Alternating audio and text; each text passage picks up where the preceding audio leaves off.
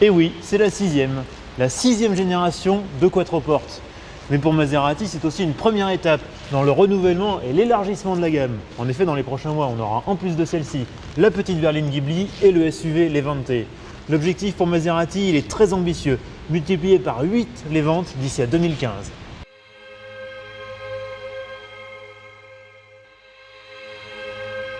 C'est vrai, le haut de gamme ne se résume pas au sempiternel triumvirat Audi, BMW, Mercedes.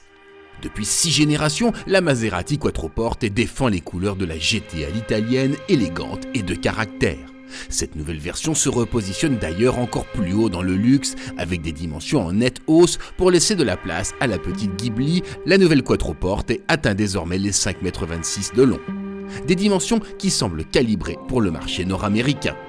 Si le format est très américain, le style, lui, il est délicieusement italien. Avec plein de petits détails, comme ce joli logo sur le menton C, ces touches de chrome un peu partout, et ces très belles ouïes latérales, véritable signature du modèle, qui ne sont pas factices. Côté style, la Quattroporte évolue en douceur en conservant les courbes séductrices de sa devancière, mais en rajeunissant ses traits. On retrouve ainsi l'interminable capot bombé et la calandre proéminente qui composent une face avant à fort caractère.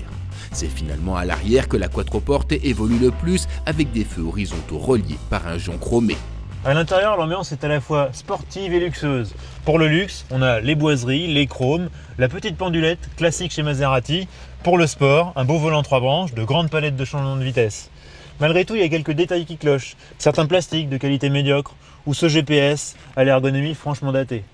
Autant de petits ratages qui font tiquer sur une voiture affichée près de 150 000 €. Heureusement, il y a d'autres motifs de satisfaction.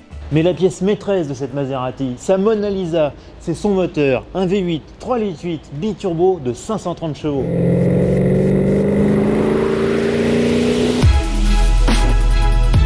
Et il faut bien ça pour faire face à une concurrence rigoureusement intraitable. La question que vous vous posez sûrement, c'est est-ce qu'il faut acheter une Maserati Quattroporte plutôt qu'une BMW Série 7 ou une Audi A8 ? En clair, est-ce que cette italienne, elle a un vrai supplément d'âme ?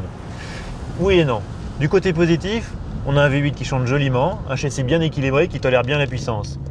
D'un autre côté, la direction manque un peu de feeling et le poids se fait sentir dans les virages. Bref, côté sportivité, on va dire que le contrat n'est qu'à moitié rempli.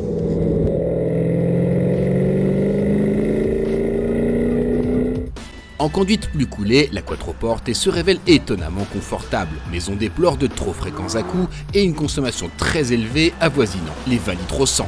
Bref, la Quattroporte laisse un sentiment d'inachevé. Malgré tout, elle séduit insensiblement au fil des kilomètres. On s'attache à son caractère mécanique, à sa ligne sculpturale, à son confort douillet. Reste que son tarif apparaît corsé, elle est 16 000 € plus chère que la très aboutie Audi S8.